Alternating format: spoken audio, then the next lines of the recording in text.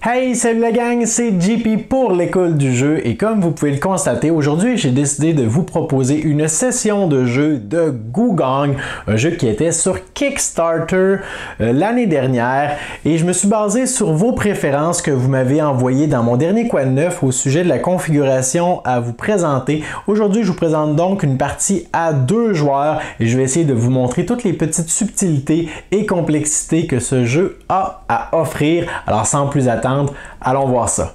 L'école du jeu, en partenariat avec la boutique L'Imaginaire, au-delà de vos attentes.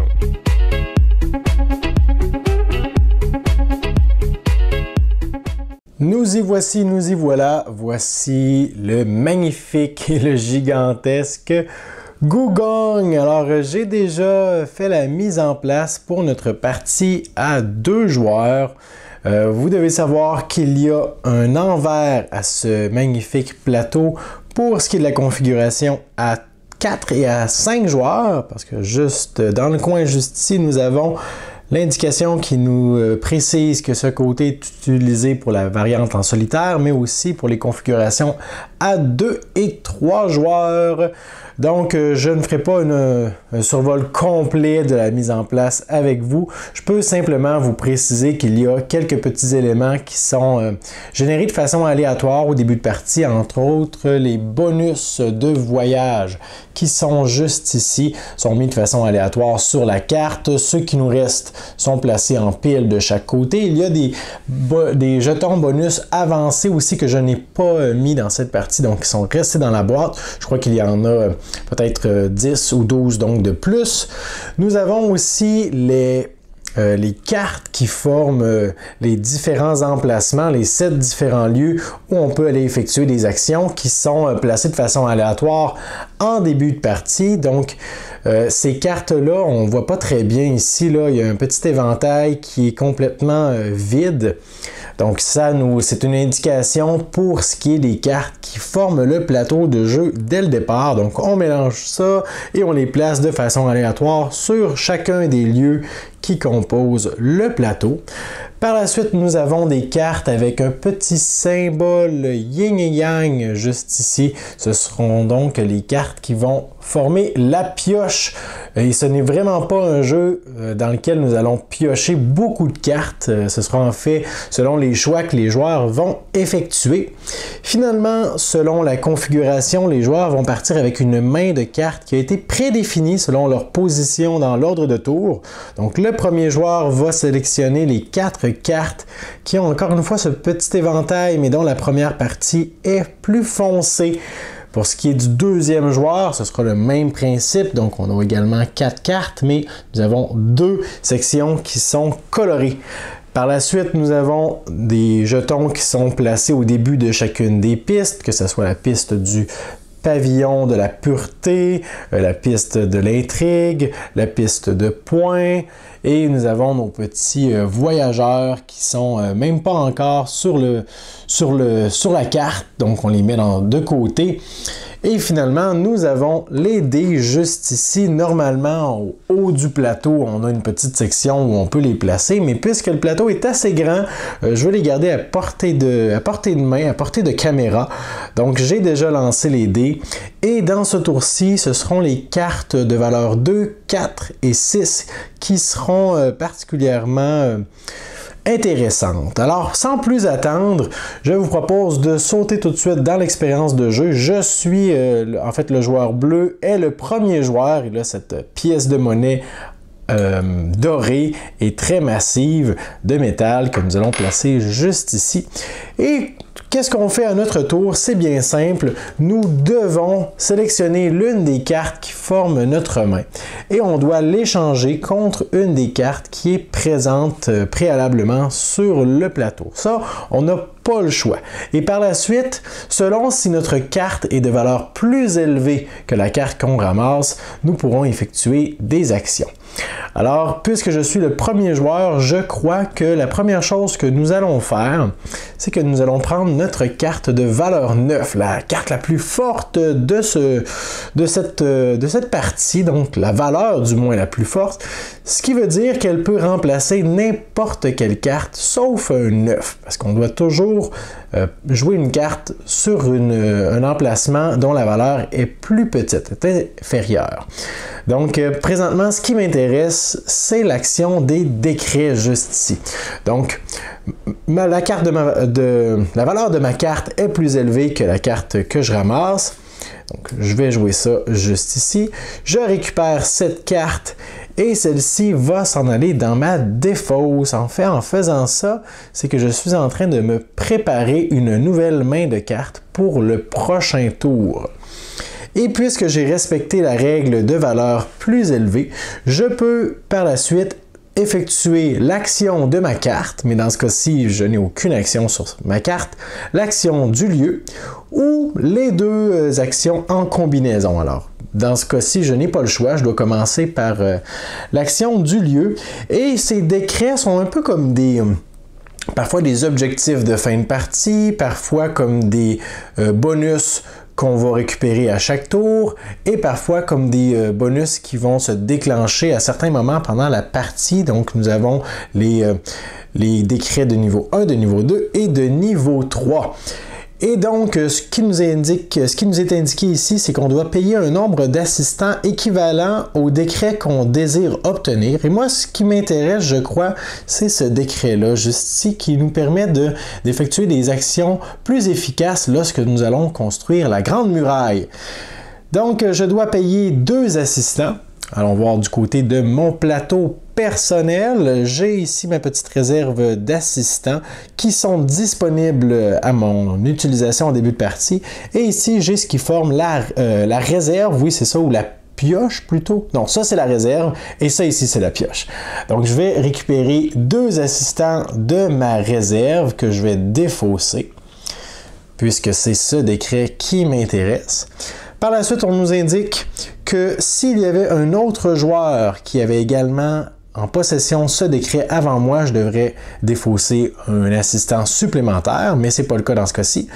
Puis, je dois récupérer un autre assistant, donc un 3e de ma réserve, pour marquer que maintenant, ce décret, pas qu'il m'appartient, mais que je peux bénéficier de son pouvoir. Immédiatement, donc, je marque 3 points de victoire. Alors, 1, 2, 3. Voilà, nous sommes en tête. Et à partir de maintenant et pour le reste de la partie, mon action de construction de la Grande Muraille sera plus efficace. En fait, je pourrai vous l'expliquer dès que j'irai effectuer cette action parce que pour l'instant, c'est la fin de mon tour. J'ai joué une carte de valeur plus élevée, j'ai effectué l'action du lieu, je l'ai résolue et c'est terminé. Pour ce qui est de notre adversaire, le joueur rose, je crois qu'il va essayer de se concentrer sur les cartes de valeur indiquées sur les dés. Et il y a une jolie petite carte de valeur 4 juste ici, donc il va récupérer sa carte de valeur 7. Va venir la poser sur le lieu puisqu'on excède la valeur. Il n'y a pas de contrainte à ce niveau-là. On récupère donc cette carte qui s'en va dans notre défausse pour le prochain tour. On pourrait effectuer l'action de la carte s'il y en avait une de décrite, mais ce n'est pas le cas. Donc, l'action du canal ou du fleuve juste ici nous indique que nous pouvons, si nous n'avons aucun bateau présentement sur la rivière, nous pouvons en préparer un gratuitement. Alors, je prends l'un de mes bateaux qui sont en fait en double étage, là, en 2 étages pour pas que les assistants tombent du bateau. Et on doit le placer sur le port le plus à gauche qui est disponible, donc le premier port juste ici. Par la suite, j'ai 2 choix. Je peux soit placer l'un de mes assistants sur ce bateau et le faire avancer, ou alors je peux décider de payer un assistant, donc de l'envoyer dans ma pioche, pour placer 2 assistants supplémentaires sur un bateau. Mais je crois que le faire avancer, le faire progresser sur la rivière, c'est ce qui nous intéresse présentement.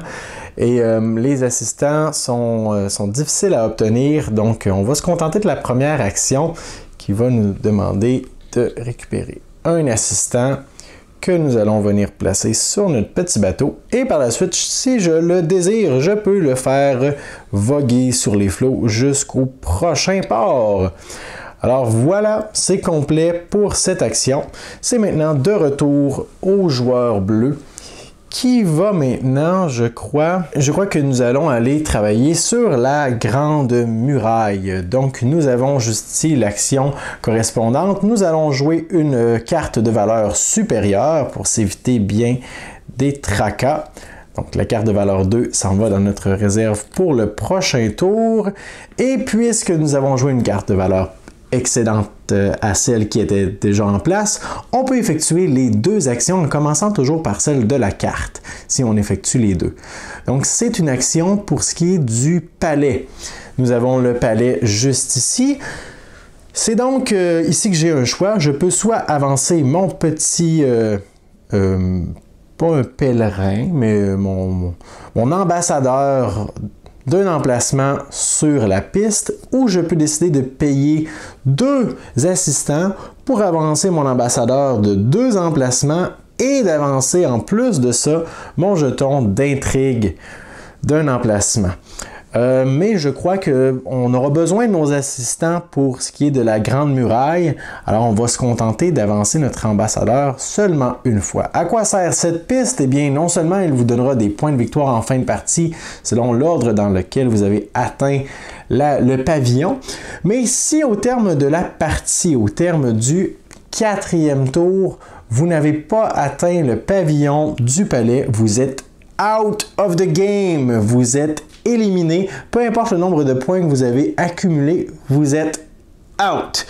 Alors, c'est à vous de gérer, oui, une machine qui fait des points pendant la partie, mais on veut également progresser le plus possible sur la piste du palais pour justement être dans le décompte final. Donc, j'ai effectué mon action ici de la carte. Maintenant, je peux effectuer celle du lieu, de la grande muraille.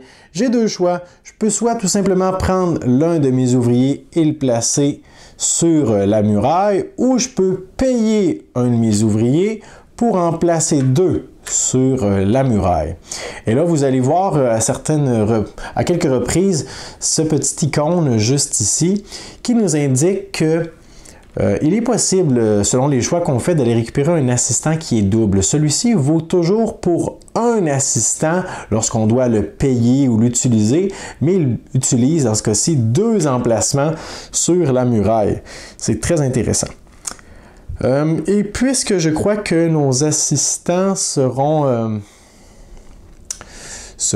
très précieux, on va tout simplement, vous allez voir pourquoi, effectuer l'action du haut qui nous indique qu'on peut placer un ouvrier sur la muraille. Mais puisque nous avions récolté ce décret au tour précédent, on nous indique qu'à chaque fois qu'on fait l'action grande muraille, on peut prendre un ouvrier à partir de la pioche. C'est ce que ce genre de demi-cercle symbolise, donc pas à partir de notre réserve, et le placer sur la muraille. Donc ça, c'est très efficace.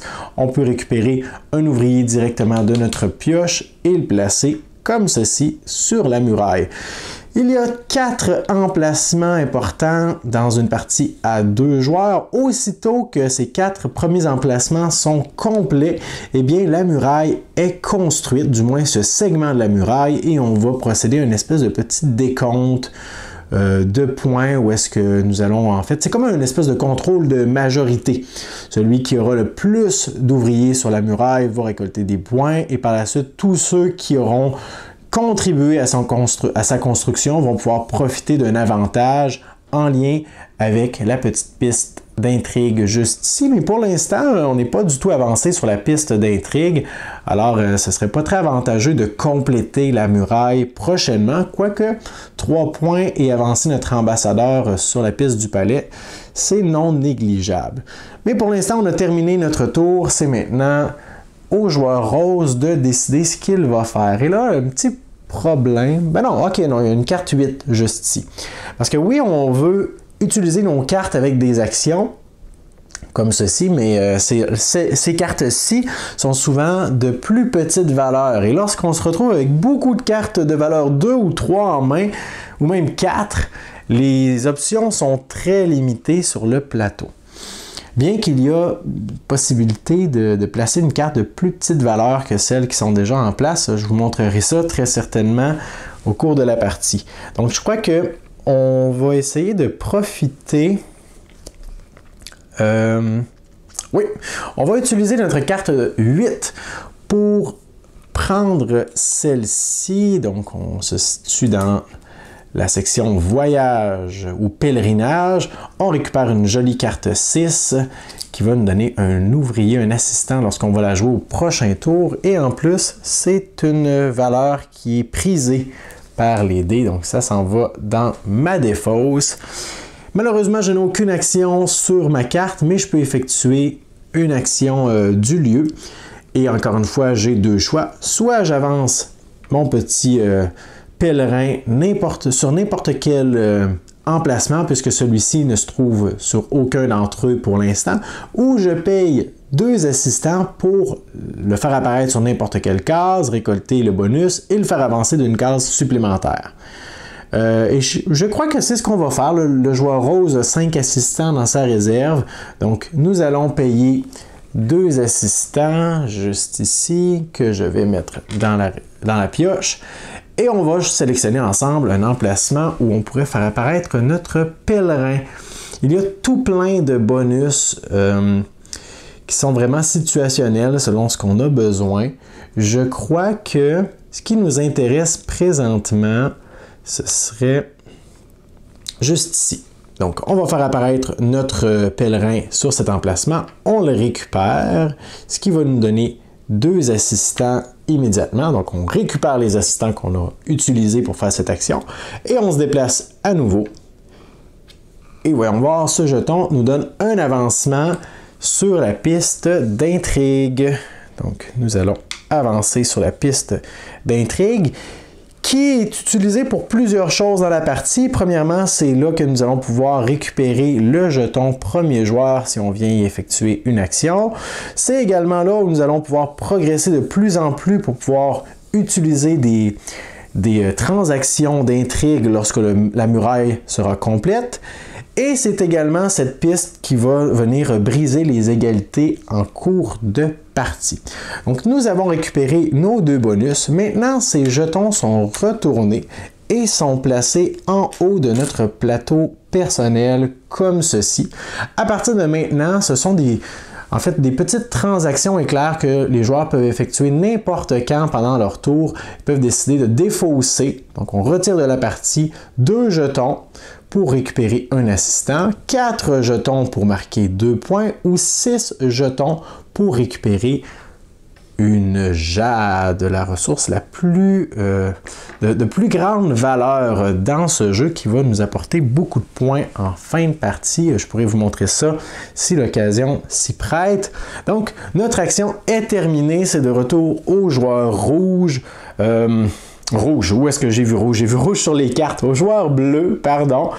Là, carte de valeur 2, de valeur 5. Valeur 2, c'est un petit peu embêtant parce que la seule carte qu'une carte de valeur 2 peut battre, c'est une carte de valeur 1. Est-ce que je veux aller acheter des jades? Parce que la carte de valeur 1 est ici. Je pourrais, mais est-ce que c'est ce que je veux faire? Je crois qu'avant tout, on va essayer d'utiliser notre carte de valeur 5 pour aller récupérer quelque chose qui serait plus avantageux parce que présentement, les autres emplacements où on peut jouer avec une carte de valeur 5, c'est au palais et à la muraille.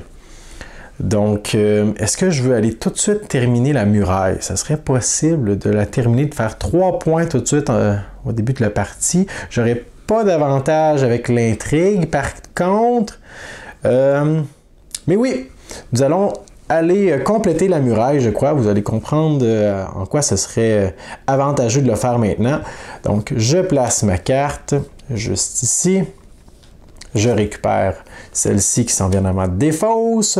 Il n'y a aucune action sur ma carte, donc j'effectue l'action du lieu qui m'indique que je prends un des assistants de ma réserve pour le placer sur la muraille. Normalement, ce serait tout, mais puisque j'ai ce magnifique décret qui est bon pour toute la partie, je peux prendre un assistant de ma pioche et venir le placer également sur la muraille, ce qui complète complètement cette dernière. Donc, lorsque la muraille est complétée, on consulte quel est le joueur qui est majoritaire sur celle-ci. Bon, dans ce cas-ci, ce n'est pas très difficile à comptabiliser. Le joueur en question va marquer 3 points de victoire. Et va avancer d'un emplacement sur le palais.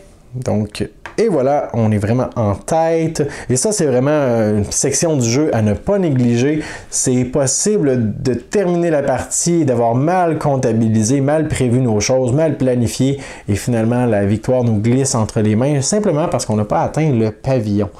Donc, on a obtenu la récompense pour avoir été majoritaire sur le mur. On devra donc enlever tous les assistants qui ont contribué, en fait, qui appartiennent au joueur qui est majoritaire. Si le joueur rose avait contribué une fois ou 2 fois ou quoi que ce soit, mais qu'il a été minoritaire dans la construction du mur, tous ces assistants auraient resté en place et c'est seulement le joueur qui est majoritaire qui retire ses assistants. Ça donne la chance aux autres joueurs de réclamer la majorité lors d'un tour subséquent. Par la suite, tous les joueurs qui ont contribué, donc dans ce cas-ci seulement le joueur bleu, mais même si le joueur rose avait placé un seul assistant, il aurait cet avantage. Donc, tous les joueurs qui ont contribué à la construction du mur peuvent utiliser leur intrigue. Donc, dans ce cas-ci, on ne l'utilisera pas. Mais en temps normal, si j'avais été, par exemple, sur l'emplacement 6, j'aurais pu décider d'utiliser 5 de mes points intrigue pour changer la valeur d'un dé.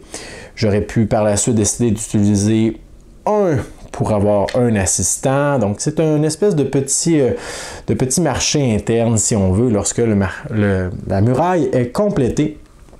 Donc, c'est complet pour mon tour. Maintenant, de retour au joueur rose.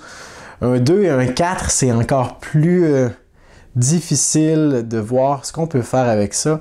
Je crois que le joueur bleu, le joueur rose, pardon, va profiter du fait que il y a un joli 3 en place juste ici pour aller le récupérer. J'aime beaucoup cette carte de valeur 3. Je vous expliquerai pourquoi tout à l'heure. Alors, on vient la placer dans notre défausse. Elle va revenir en jeu lors du prochain tour. Nous avons une action sur notre carte, une action de port. Donc, ici au canal, nous avons les mêmes choix que tout à l'heure. Je crois que nous allons... Je crois que nous allons effectuer l'action du bas, qui nous demande de défausser un assistant et d'en placer 2 sur un bateau. Ah, est-ce qu'on le fait tout de suite? Oui, je crois qu'on va le faire tout de suite. Donc, je vais faire ça immédiatement. Je vais défausser un assistant et je vais en placer 2 sur l'un de mes bateaux. Alors, voilà. 1, 2. Et je pourrais faire ça sur n'importe quel bateau. Par contre, je ne peux pas l'avancer. Elle ne peut pas voguer sur les flots comme précédemment. Il doit rester en place, mais mon bateau est plein.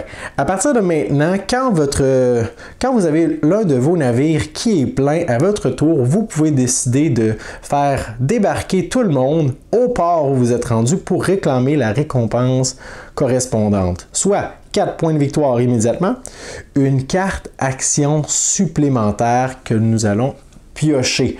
Donc, ce sont des cartes comme celles que vous avez vues avec des actions qui s'ajoutent à celles qu'on a en main. Donc, à chaque tour, nous avons 4 actions, mais dans ce cas-ci, on pourrait en récupérer une 5e et même une 6e, ou bien de réclamer l'assistant double qui est juste ici. Et si on se rend au dernier port, et bien dans ce cas-ci, on a le choix entre toutes les récompenses. Par contre, si notre bateau quitte le dernier port, il se perd en mer et on perd en fait tous les assistants qui s'y trouvent. Alors, je crois qu'on va attendre un peu, question que notre bateau progresse. Et c'est ici qu'on va utiliser notre avantage pour récupérer une carte d'action supplémentaire. Donc ça, c'était notre action de carte. Maintenant, on va faire l'action du lieu et nous allons avancer seulement une fois notre ambassadeur au palais. C'est maintenant le tour du joueur bleu. Donc là, c'est certain, les premières minutes du jeu sont un peu plus longues. La première manche est plus longue. J'explique ce que je fais, j'explique chacun des lieux, mais une fois qu'on aura passé en revue une première manche, ça va être beaucoup plus fluide. Il me reste seulement une carte de valeur 2. Et là, et seulement un assistant. Donc, je vais vous expliquer un peu qu'est-ce qui peut se passer dans une situation comme ça. Parce que présentement, je suis vraiment pris entre l'arbre et l'écorce. Le seul emplacement où est-ce que je pourrais placer ma carte, c'est à la réserve de jade. Alors, ce serait légal comme placement. La valeur de ma carte est supérieure à celle-ci. Je la récupère. Je pourrais faire l'action de la carte. Je pourrais faire l'action du lieu. Mais dans ce cas-ci, pour acheter des jades, il faut que je paie le nombre d'assistants selon l'emplacement où je veux récupérer la jade. Là où c'est le moins cher, ça me coûte 2 et il ne m'en reste qu'un. Donc, je pourrais jouer ça seulement pour faire l'action de la muraille. Ça, c'est intéressant. Je vais peut-être faire ça. Par contre, imaginons qu'aucune de ces cartes ne soit...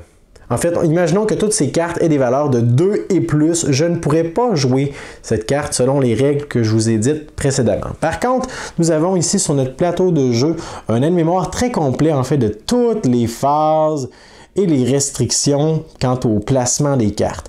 Et juste ici, nous avons les restrictions ou les coûts plutôt si notre carte n'est pas de valeur supérieure. Donc, si la carte qu'on met en place a une valeur plus petite ou égale à celle qui est sur le plateau, eh bien, on a 3 choix.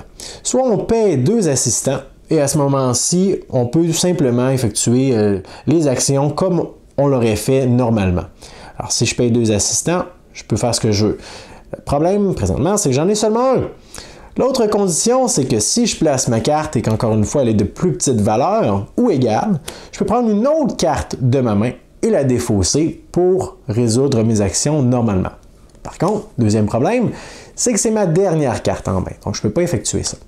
Ou bien, je peux tout simplement jouer une carte et ne pas faire aucune action, ce qui reviendrait en fait seulement à réserver une carte pour le prochain tour en fonction des dés ou tout simplement en fonction des cartes qui m'intéressent. Alors c'est la seule option qui s'offre à moi si je ne veux pas aller récupérer des jades. En fait, je ne serais même pas obligé de récupérer des jades, je pourrais simplement utiliser ça pour...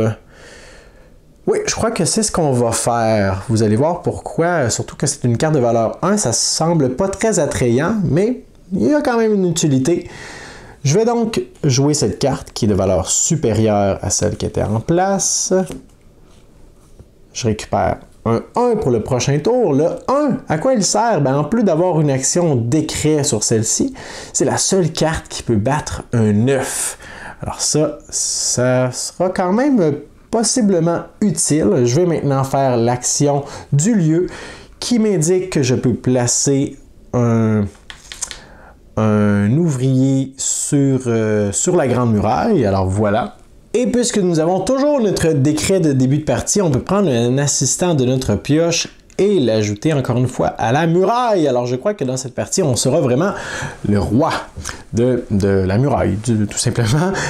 Maintenant, le tour du joueur rose, parce que je ne peux pas effectuer cette action pour acheter des jades. J'aimerais bien, parce que les jades peuvent rapporter beaucoup de points en fin de partie. C'est comme une espèce de collection.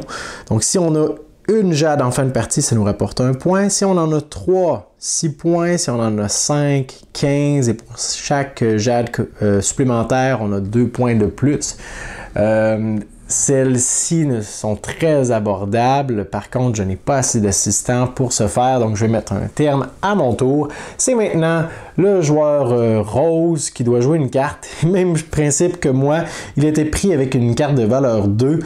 Présentement, il n'y a aucun lieu où il peut jouer ça de façon légale. Alors, il n'aura pas le choix. Il devra soit renoncer à une action ou payer ses 2 précieux assistants.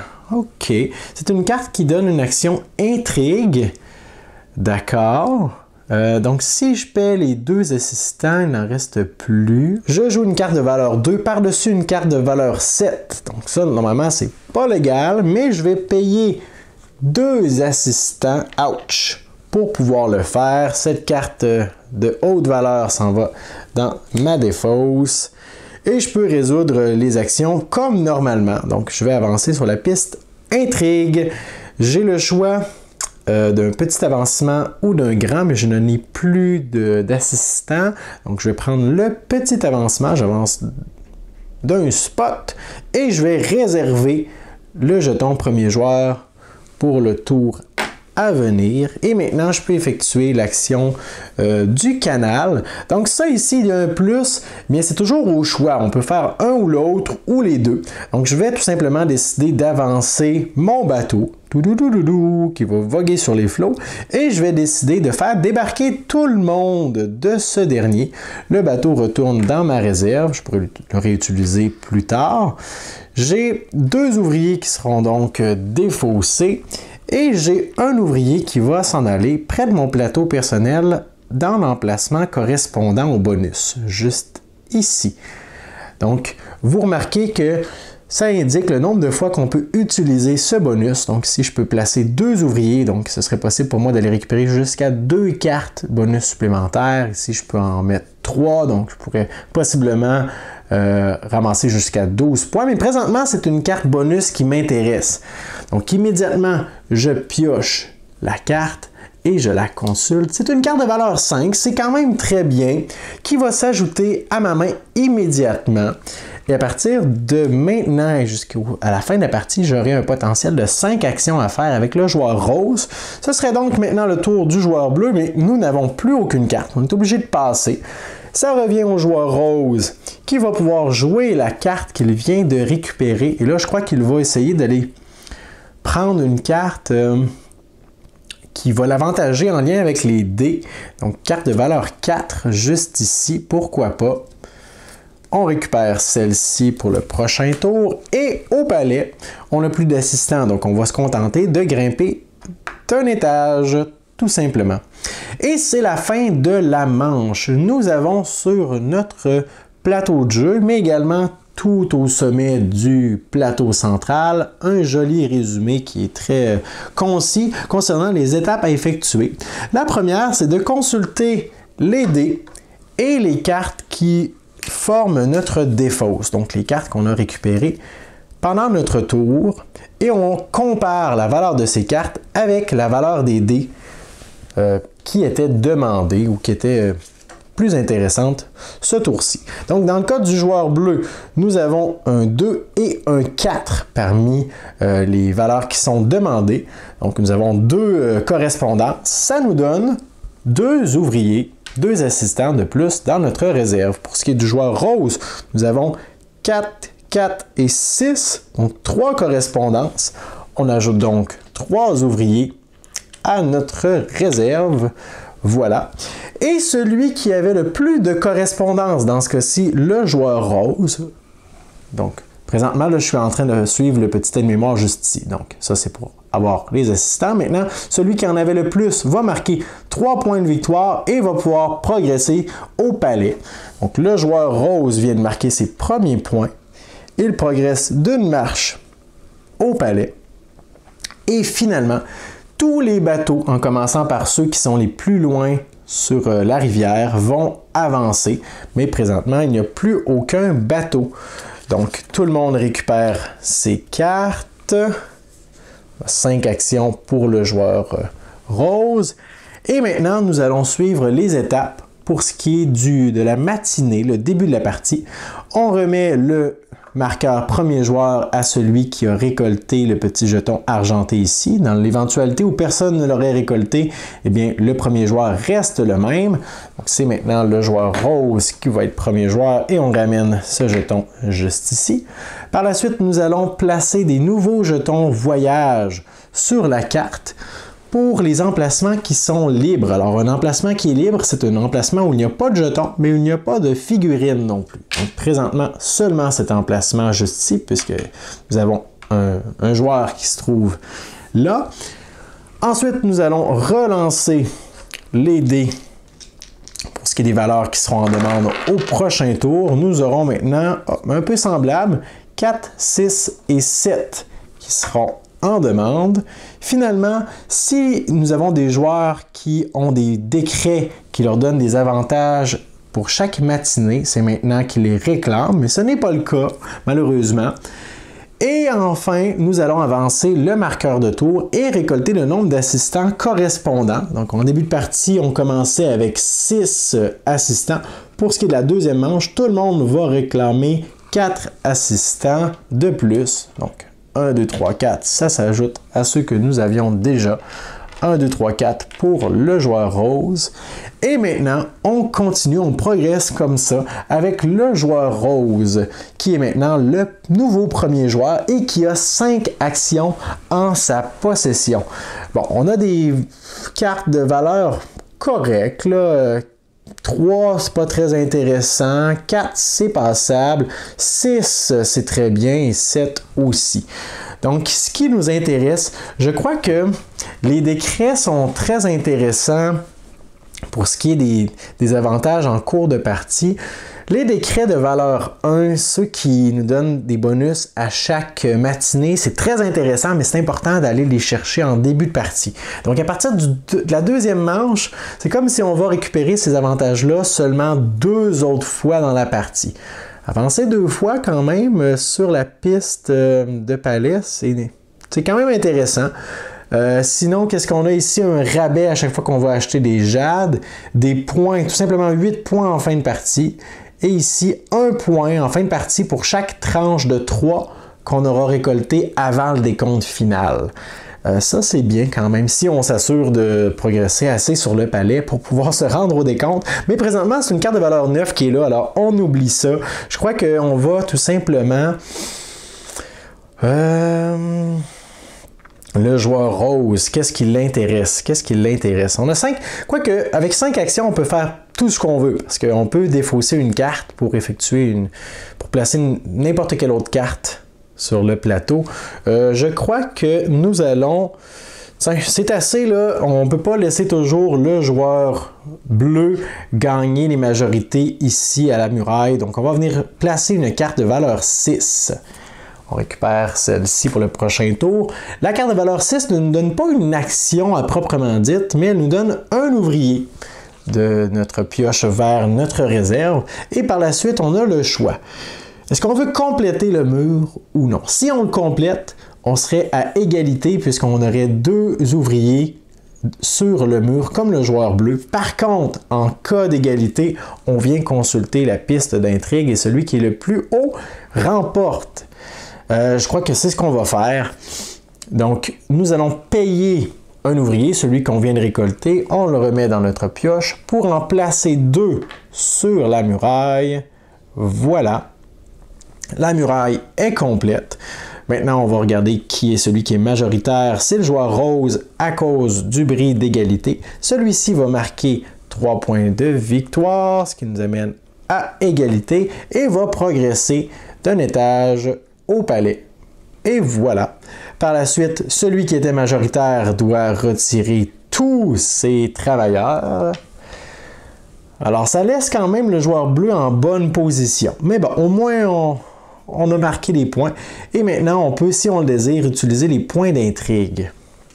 Ouais, c'est là que c'est moins intéressant parce qu'avec 2 points d'intrigue, tout ce qu'on peut faire, c'est avoir 2 ouvriers. C'est un choix, on n'est pas obligé de les utiliser. Je crois qu'on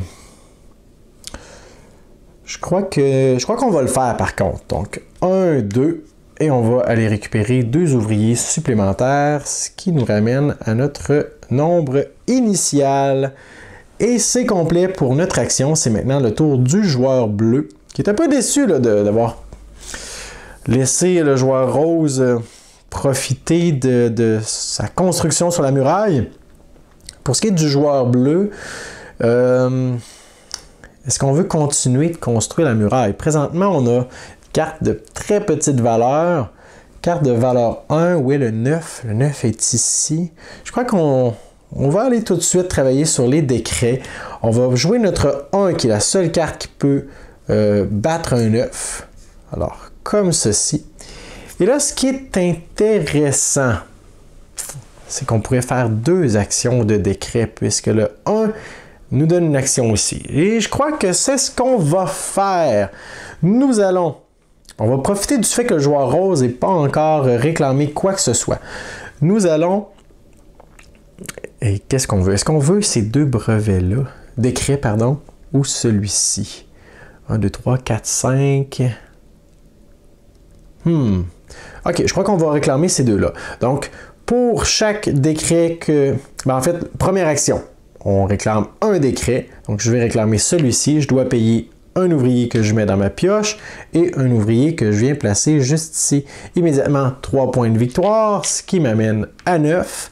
Et c'est complété pour l'action de la carte. Maintenant, l'action du lieu, qui est la même chose. Je vais maintenant réclamer ce décret-ci, qui me coûte un ouvrier que je place dans ma pioche, un ouvrier que je viens placer juste ici, ce qui me donne 2 points de victoire. Je suis maintenant à 11.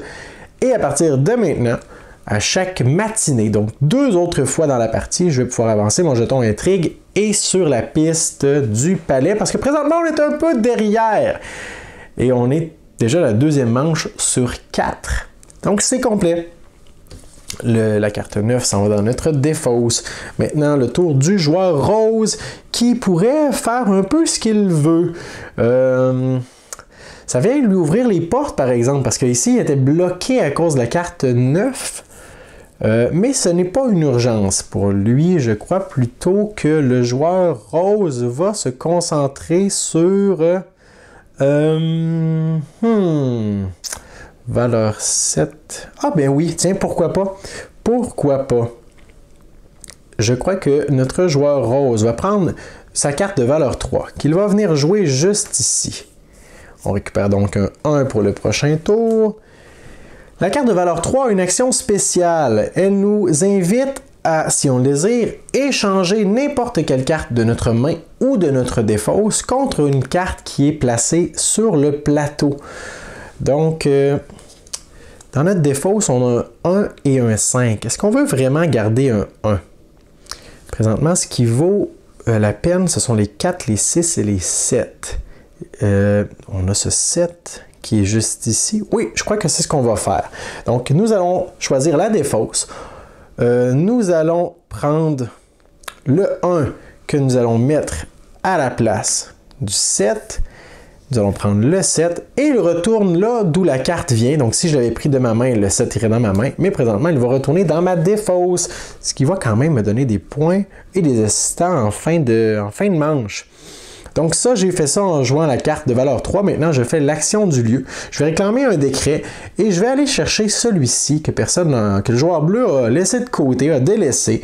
Donc ça va me coûter 2 assistants de ma réserve vers ma défausse et un assistant pour le réclamer. Ce qui donne 2 points au joueur rose. Il est maintenant rendu à 8.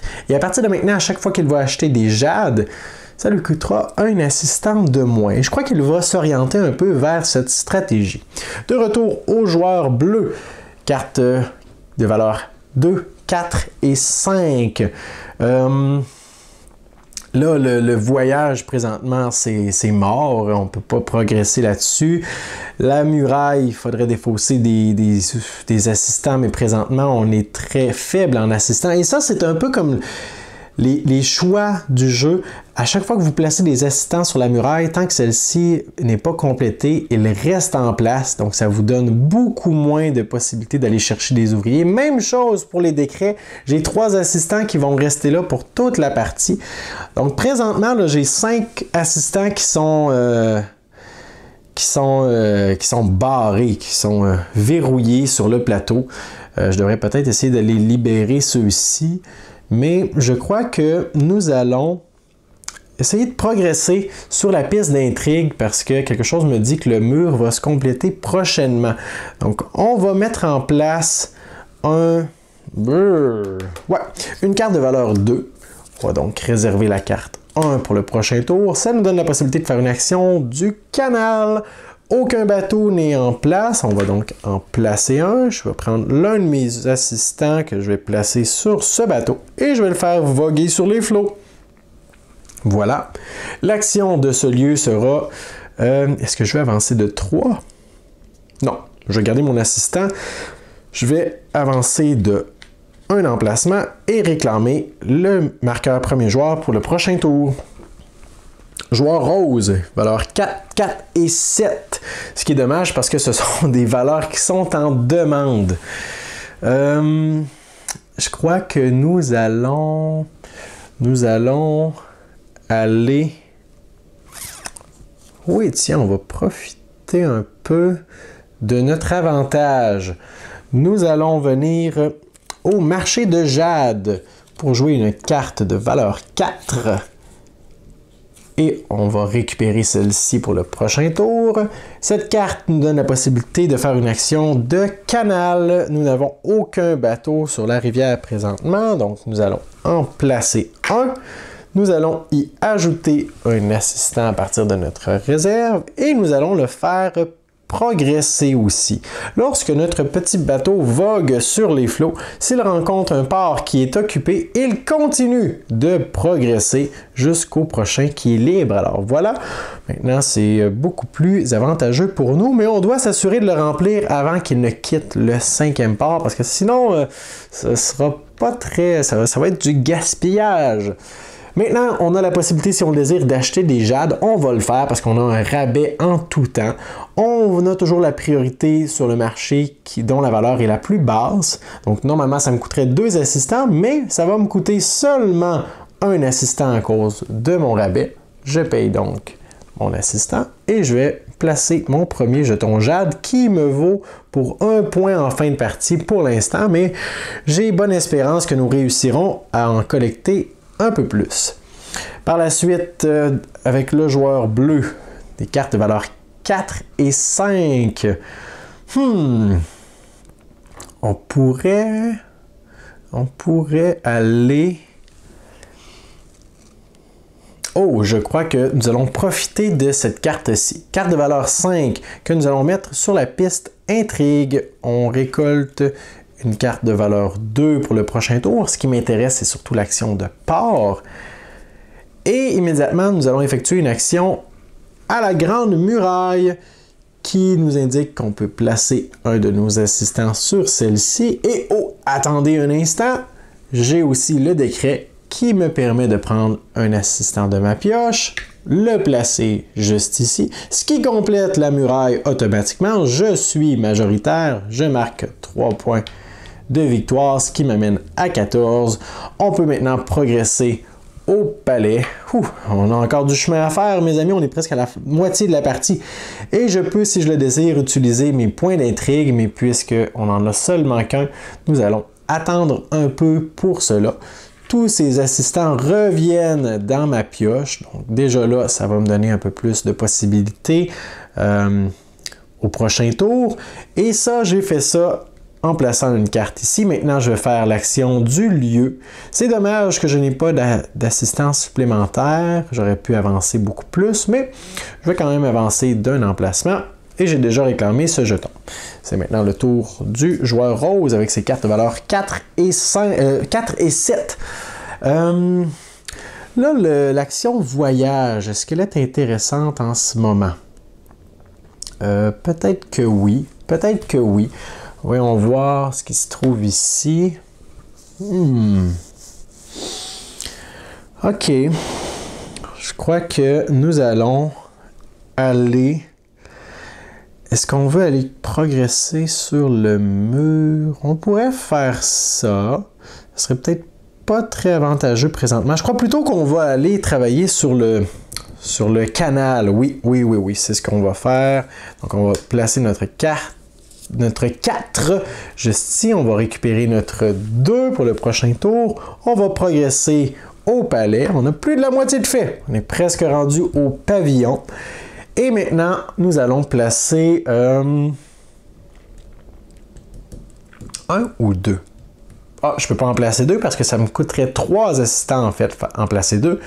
Je vais donc placer un seul de mes assistants ici.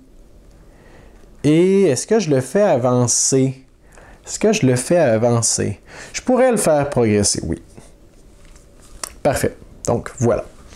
C'est complet. Maintenant, c'est au tour du joueur bleu, qui normalement serait le dernier à jouer, mais puisque le joueur rose a récolté une carte action supplémentaire, il va pouvoir continuer. Avec un 4, qu'est-ce qu'on peut faire avec un 4 et sans aucun assistant? On peut aller réclamer un 3.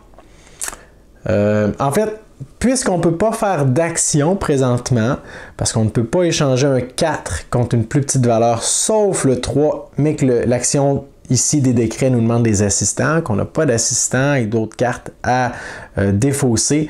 Je crois qu'on n'aura pas le choix de récupérer une carte simplement pour récupérer une carte, là, pour préparer notre prochain tour et peut-être travailler sur les objectifs qui sont ici. Donc je crois qu'on va aller récupérer le 6 qu'on avait un peu plus tôt.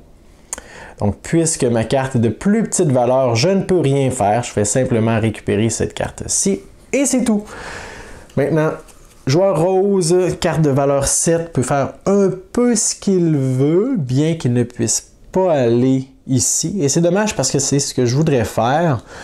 Il me reste un seul assistant. Je pourrais donc, si je le désire, aller compléter mon bateau. Oui! Alors, nous allons revenir ici au canal. On va prendre un 4, ce qui est bon parce que c'est ce qui est en demande présentement. Nous allons placer un ouvrier, notre dernier ouvrier, sur un bateau. Et on va décider de ne pas le faire avancer. Mon bateau est plein. Je vais faire débarquer tout le monde au port. Le bateau revient en ma possession. J'ai 2 ouvriers qui sont défaussés et un ouvrier qui va venir juste ici dans cet emplacement pour indiquer que je réclame l'avantage de l'ouvrier double qui vient dans ma réserve. Donc celui-ci compte pour 2 ouvriers lorsque je dois le placer à quelque part, mais lorsqu'il est dans ma défausse ou n'importe quoi et qu'on me demande de récupérer un ouvrier, je peux le récupérer et il compte pour 2 lorsque je l'utilise. Alors voilà, c'est la fin de la manche. Vous avez constaté que celle-ci était un peu plus rapide que la précédente, bien qu'on ait eu plus d'actions à faire. Donc on suit le petit aide-mémoire habituel. On va donc consulter la valeur des dés versus la valeur des cartes que nous avons en main. Et là, j'ai complètement oublié ce qu'on avait récupéré en cours de tour. Donc, pas grand-chose pour le joueur bleu. Je pense qu'il y a une seule correspondance. Alors que pour le joueur rose... Oh, une seule aussi! Ah non, 2. OK. Donc, pour ce qui est du joueur bleu, nous avons un 6, ce qui lui donne un assistant, ce qui est pas beaucoup. Et le joueur rose, nous avons un 4 et un 7. Donc, 2 correspondances donnent 2 assistants. Celui qui est majoritaire, c'est le joueur rose. Il marque donc 3 points. 2, 3. Et il progresse sur la piste de l'empereur.